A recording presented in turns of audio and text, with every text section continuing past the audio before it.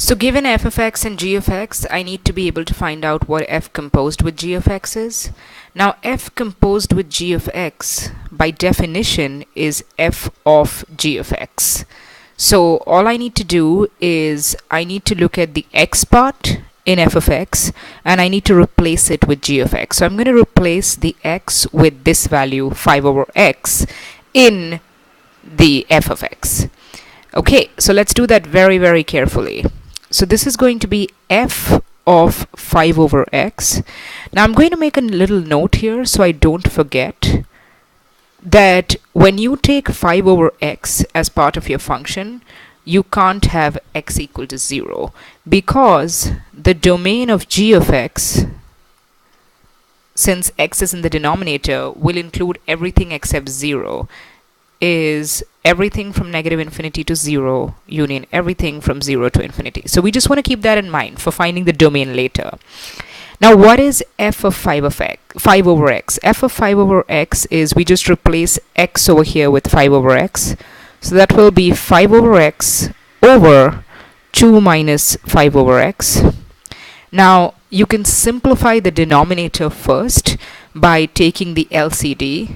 So the LCD of the terms, this is 2 over 1, of the terms 2 and x are just the LCD, of the terms 1 and x is just x.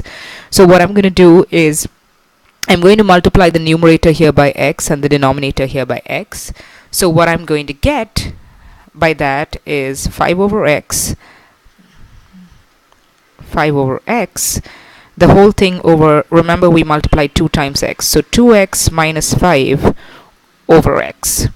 So this is what we have. Now again, a little note in the side, I have a over b over c over d.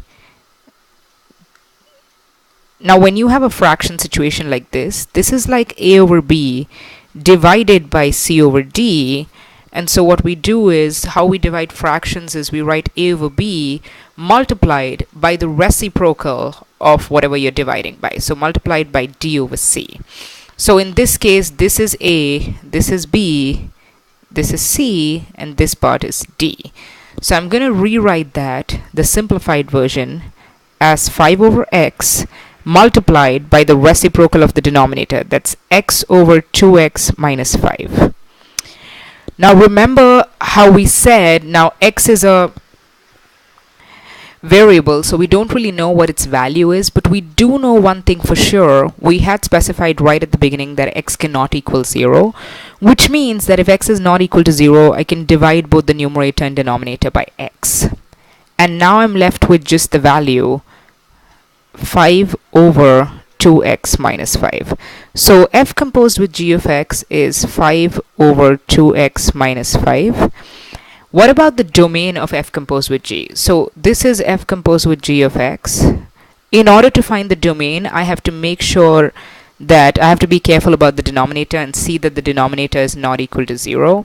So in order to find the domain, I'm going to check when the denominator is 0. So if 2x minus 5 is equal to 0, well, we're going to solve this equation for x. If I add 5 to both the sides of the equation, I get 2x equals positive 5. Divide both the sides by 2, and I get x equals 5 over 2. So the denominator is 0 if x equals 5 over 2. So that means that I have to be very careful about the fact that x cannot equal 5 over 2. However, let's also remember that we also said that x cannot equal 0 because we're taking f composed with g of x. So in order to apply g of x, we can't have x equal to 0. And in order to simplify it at this point, we again cannot have x equal to 0. So we're going to exclude 0 and 5 over 2 from the domain, which means the domain of my function is everything from negative infinity to 0, union everything from 0 to 5 over 2, union everything from 5 over 2 to infinity. To give you a picture of what this looks like, you can also draw this on the number line. So you have 0 here and you have 5 over 2, let's say a number here. So when you're trying to see what is part of your domain, you have to have an open circle at 0 and open circle at 5 over 2 because these are not included. So your domain is going to be this interval, union this interval, union this interval. And that's exactly what I wrote down in the domain over here.